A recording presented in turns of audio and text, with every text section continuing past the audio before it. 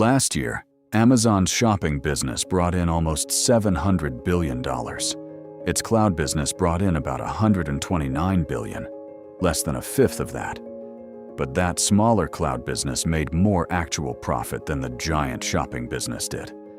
Amazon's biggest business isn't its most important business, and Amazon has spent 20 years making sure it never has to be seen as just a shopping company. That gap isn't an accident, it's the entire strategy. In this video, we're going inside the real math behind Amazon. Why the store that made Jeff Bezos a household name is quietly becoming the least important part of the company.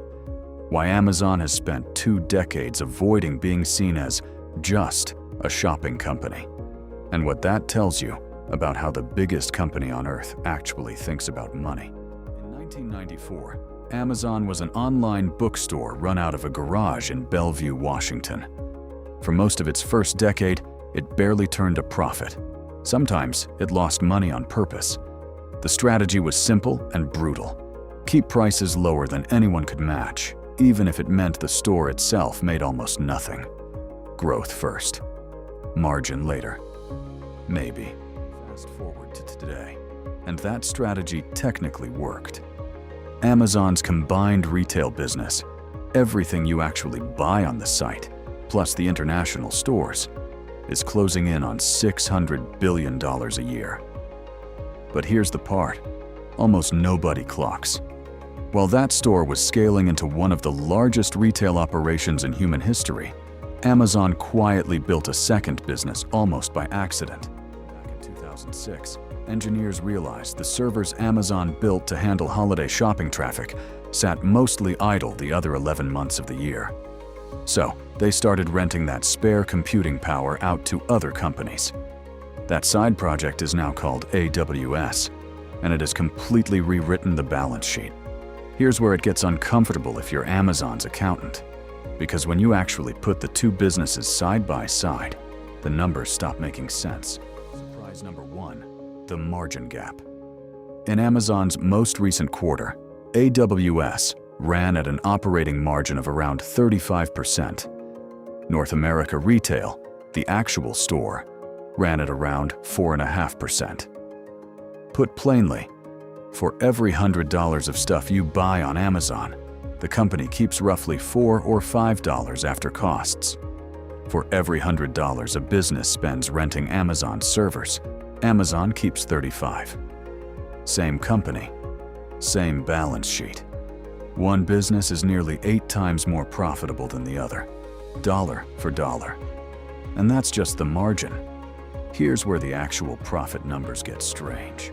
Surprise number 2. AWS is a fifth of Amazon's total revenue. But in 2025, it generated close to 60% of Amazon's entire operating profit. Retail, the business 4 to 5 times bigger by revenue, contributed less operating income than the smaller cloud division sitting quietly behind it. If you deleted every warehouse, every delivery van, every cardboard box Amazon has ever shipped, and kept only AWS, Amazon would still be one of the most profitable companies in the world. But the part that really explains the title of this video isn't AWS. It's the business Amazon barely talks about. Surprise number 3, advertising. Amazon has quietly built the 3rd largest advertising platform on the planet, behind only Google and Meta, generating close to $70 billion a year, growing over 20% annually. Here's why that number matters so much. Almost every one of those ad dollars comes from sponsored placements, brands paying to jump to the top of your search results. And running one more sponsored listing costs Amazon almost nothing, because the servers, the app, the checkout page already exist, which means advertising's profit margin behaves less like a store and more like AWS. Amazon isn't just selling you a product anymore, it's charging rent twice. Once to you, the customer, on wafer-thin retail margins, and once to the seller for the privilege of being seen. So here's the question this whole video is actually built around. If the store barely makes money, and the real profit comes from cloud computing and ads. Why doesn't Amazon just let itself be seen as a shopping company? What's actually at stake in that label? The answer is Wall Street. Investors don't pay premium prices for grocery store margins. A traditional retailer trades at a few times its revenue because thin margins mean thin upside. A software or cloud company with margins in the 30s or 40s gets valued at a completely different multiple, sometimes 10 times higher, dollar for dollar of profit. That's the real reason Amazon doesn't want to be just a shopping company. Not because the store is failing, it isn't, but because the label shopping company caps how the entire business gets priced. Amazon's stock trades the way it does because investors don't actually see Amazon as a store. They see it as a cloud and advertising company that happens to run a store on the side, one that's useful mainly because it feeds data, traffic, and Prime subscribers into the two businesses that actually print money. And here's the part most people miss. This isn't just an Amazon story, it's the playbook. Costco doesn't really make its money selling you a rotisserie chicken for $5. It makes its money on the membership fee you pay just to walk in the door. Gas stations barely profit on the fuel.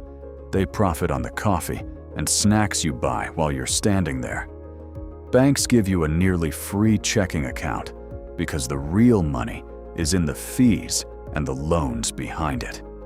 Every time you order something on Amazon with free 2-day shipping, you're not really experiencing a discount. You're experiencing a business that has decided the store's real job isn't to make money. It's to keep you inside an ecosystem long enough for the profitable parts of the company to do their work. And this is accelerating, not slowing down.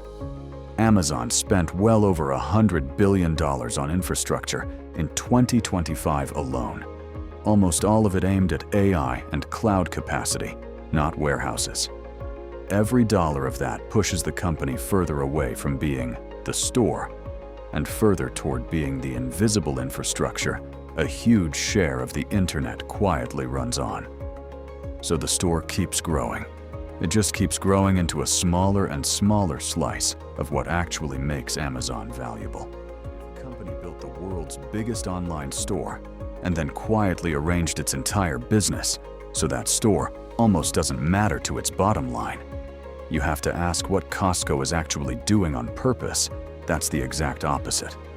Because Costco loses money on almost every single item on its shelves, deliberately, every year, and somehow makes more profit doing it than most retailers who charge full price. Full story on Costco's business model is already live on the channel. Go and check it out.